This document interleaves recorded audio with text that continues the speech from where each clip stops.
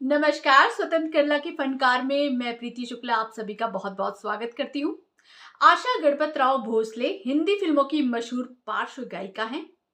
लता मंगेशकर की छोटी बहन और दीनानाथ मंगेशकर की पुत्री आशा ने फिल्मी और गैर फिल्मी लगभग 16,000 गाने गाए हैं और इनकी आवाज के प्रशंसक पूरी दुनिया में फैले हुए हैं।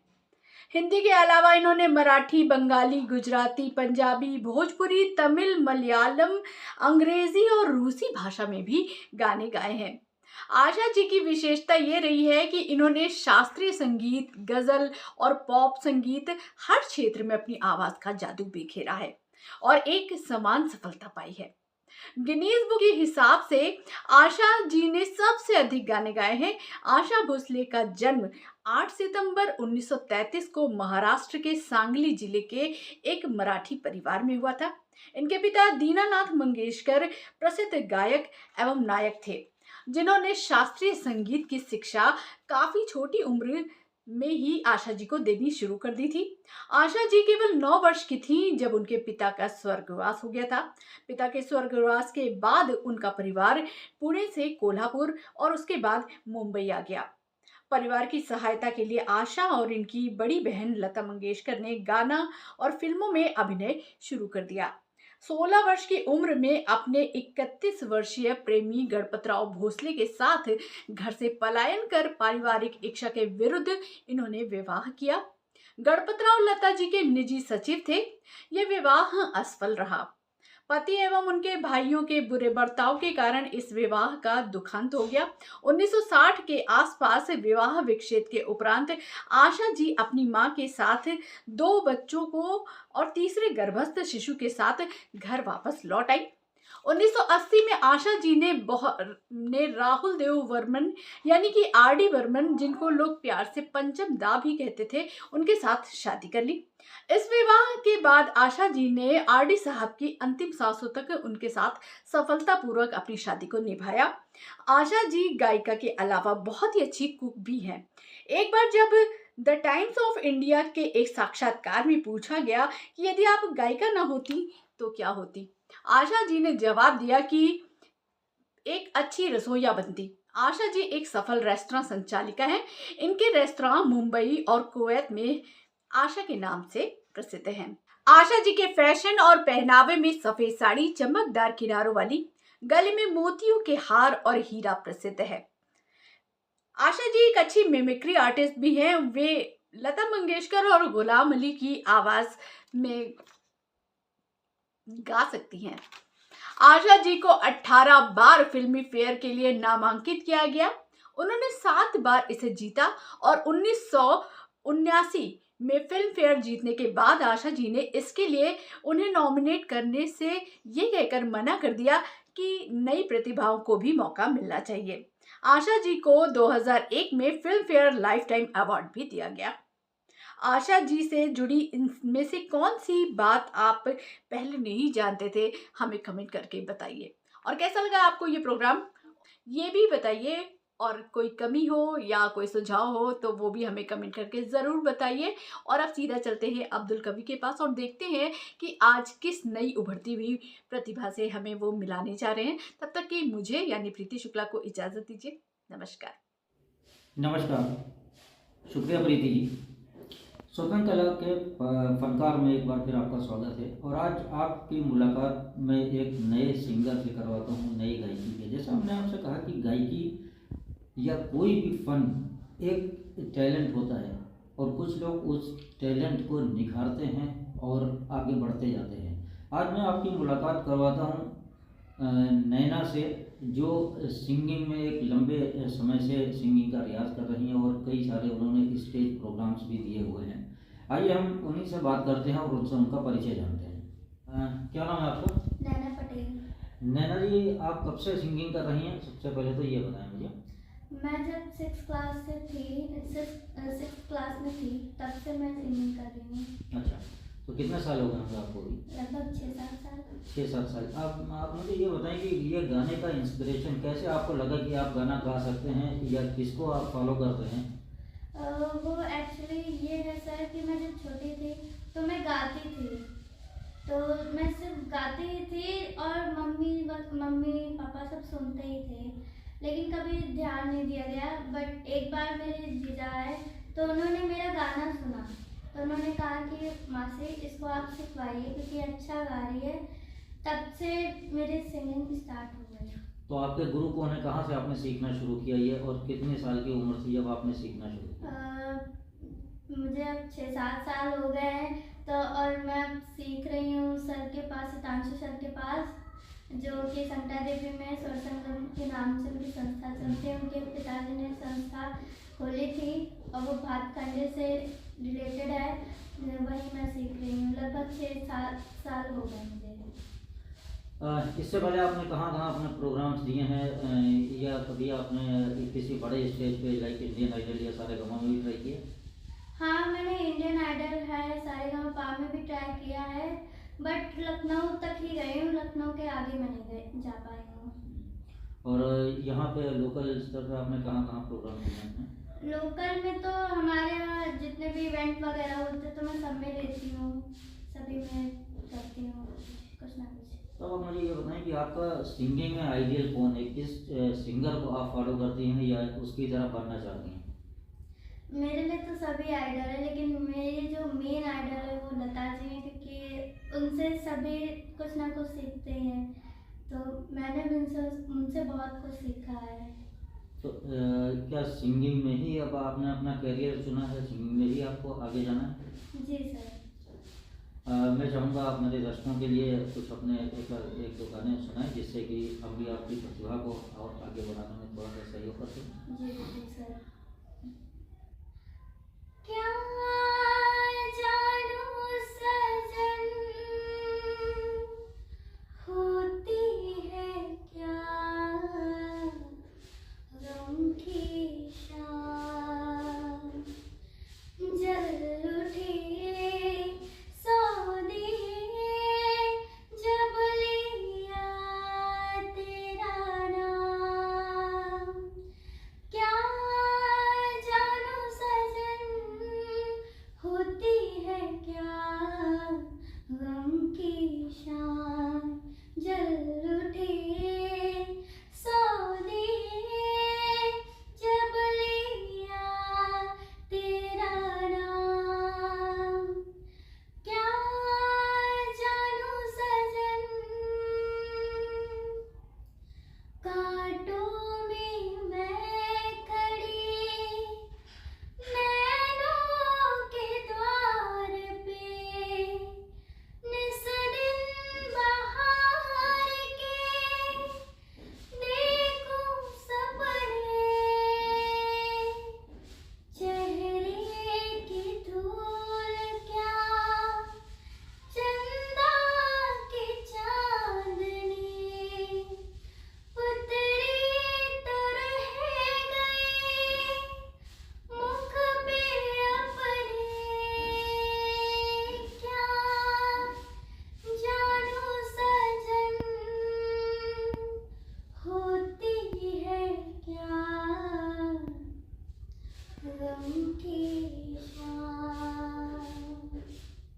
बहुत खूब, बहुत अच्छी आवाज़, जादू वाली आवाज़। राइट, तो आप किस किस तरह के और सॉन्ग गाती हैं? इसमें कुछ वैरायटी है? आज के दौर में जो सॉन्ग चल रहे हैं उसमें का कोई सॉन्ग आपको आप सुना सकते हैं? हाँ बिल्कुल। दिल दे दिया है, जान तुम्हें देंगे, दिल दे दिया है, जान तुम्हें देंगे, दगा नहीं करेंगे सनम। दिल दे दिया है, जान तुम्हें देंगे, दगा नहीं करेंगे सनम। हो रब दी कसम यारा, रब दी कसम,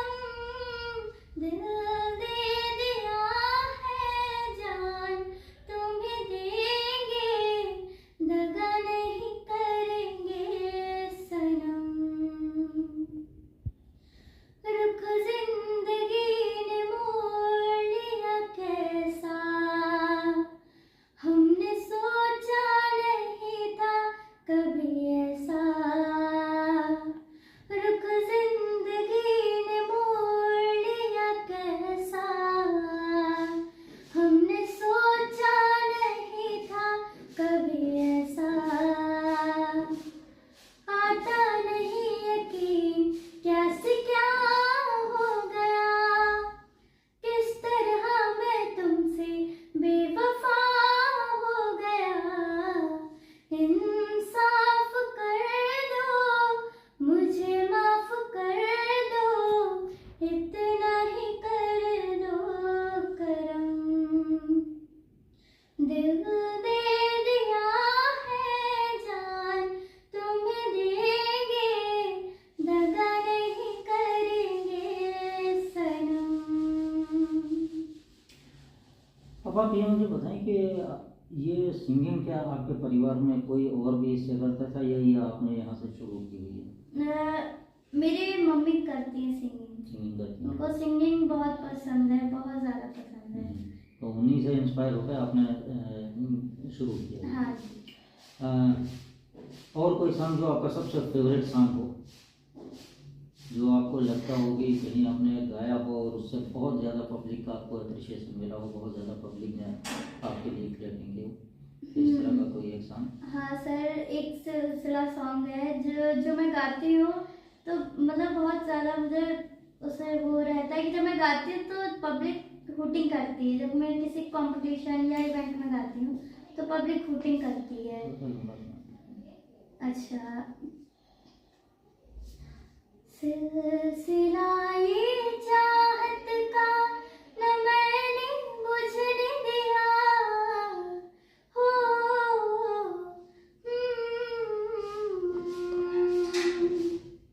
सिलसिला ये चाहत का न मैंने बुझने दिया। ओ पिया ये दिया ना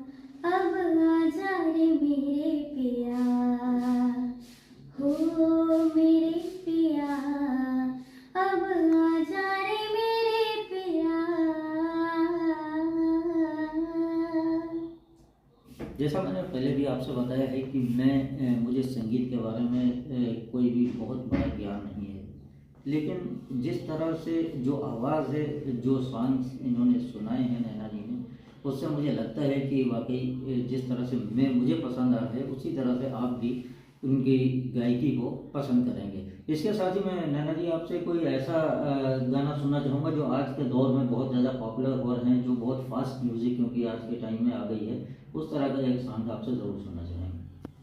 जब सैया आई शाम को तो लग गए चांद मेरे नाम को।